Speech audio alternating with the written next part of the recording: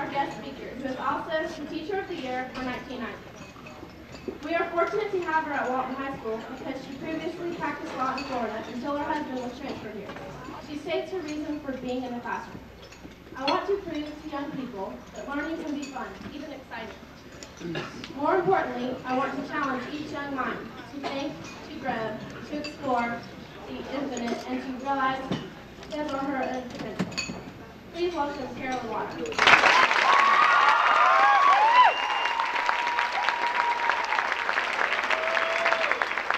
Oh, darkness. Mom, good imagination.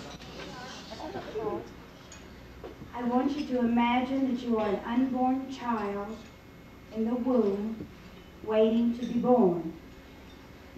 Or you're like the tomb of ignorance, watching for a shaft of light.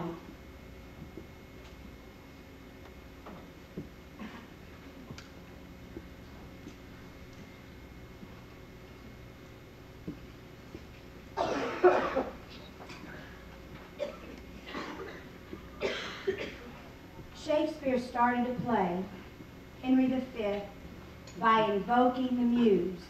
Oh, for a muse of fire, to inspire us, to illuminate the dark halls of your mind, and to dispel your fears of the future. Now, according to Shakespeare, Henry V invoked this muse when it was the eve of St. Crispin's and he was about to go to battle against the French at Agincourt. The British troops had only 13,000 soldiers, the French 50,000 soldiers. So the odds were roughly 5 to 1. Well, now I stand before you tonight, an army of 1, and you have an army of over 300. So that's why I need a muse.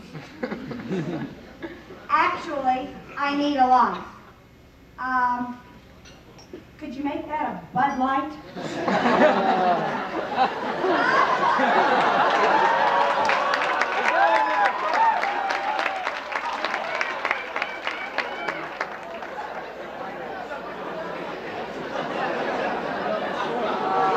I do want to be serious. This night is very special to me, and I know that it constitutes a very special event in your lives as well. This is a milestone, and I'd like for us to think about where we've been, where we are, and where we're going. You know, if you turn around and look behind you, you see your childhood. And at one time, that childhood was a very special thing, wasn't it? And the light now, as you turn and look backwards, is getting kind of dim. That childhood is a memory. And you've left that stage of your life. For the next few minutes, I'd like to look at that past. I'd like to examine this present.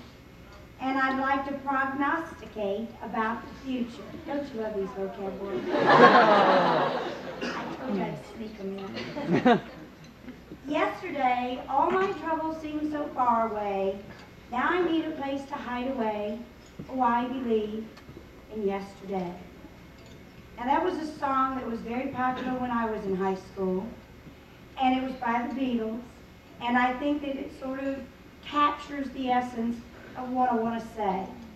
Do y'all remember those sultry summer nights when you gobbled down your food and hit the door running because you couldn't wait to get back outside to play with your friends? Do you remember the smell of fresh cut grass? A couple of wild onions sprinkled in? Do you remember the nights that you played ghosts in the graveyard? Hide and seek? How about Red Rover, send Darby Dickens right over?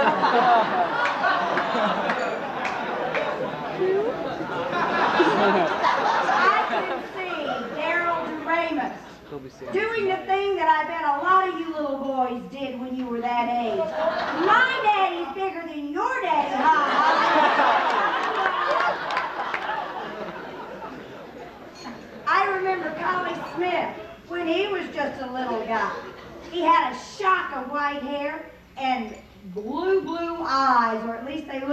boy in contrast with that blonde hair. And let me tell you something. He was a little bugger then, and I don't think he's changed. Most of us can recall those happy times. Most of us can look back and we can still see that light, and it's just kind of special. It's a treasure. But the reason for a light is to illuminate the darkness. And sometimes our childhood memories are a little bit painful, aren't they? It wasn't all happy. I'm sure that everybody in this room can remember the loss of a favorite pet. Drama students, you remember Fluffy? I'm sure that most of you can relate to the pain that you felt when your dad was transferred and you had to move to another state. And you had to go next door and give back your friends' baseball cards or Barbie dolls, and then you pulled away. Can you still remember the taste of salty tears on your cheeks? Maybe it was your friend that moved away. Do you feel the pain now of what it was like to watch that friend have their bedroom furniture brought out the front door, loaded into a big van, and watch it pull away? It leaves a lump in my throat. Do you remember the pain, the hurt, the anger that you felt when your mom and dad told you they couldn't live together anymore? Did your heart knock around in your chest just like a bowling ball on an empty alley? What about when your grandfather passed away? Some of my students write very personal things in their journals. And one girl recalls her granddad had little or no hair, and he used to pat her on the top of the head. But that same granddad is a very special memory, isn't he? He's a light in your heart because you remember that he's the one that showed you how to put an old fat grub worm on the end of a hook and catch yourself a big fish. Not only that, but he taught you that you were somebody special. And that's a light that won't ever go out. So now what about the future? Or let's not skip the present. Let's talk about the present. These are the good times, aren't they? Aren't these the halcyon days of your life? Everybody tells you they are. We'll debate that issue in a moment. But for now, let's talk about what you people do. How do you fill up your time? What about Kevin King? Kevin King, are you having fun? I do.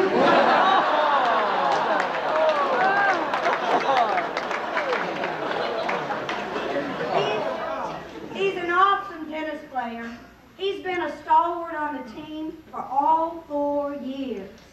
He's played in the top 3 spots every single year. Not only that, but I think he's an embodiment of the spirit. I hear a lot of you talking about how this school doesn't have any spirit. I think that's wrong. I see it right over there. I've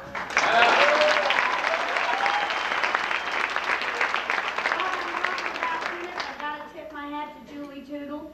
I think that she also has been an outstanding tennis player for Walton. And she's invaluable. Sam Pettendale.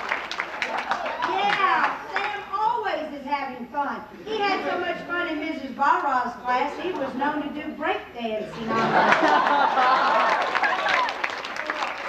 Christian Carlson's having fun. This fall he performed at the, I'll get it straight, the leading male role in Up the Down Staircase. He portrayed a teacher, and I'd like to say he did a mighty fine job, and I was really proud of him. But I don't understand how any teacher could grade for grammar a love letter. Oh.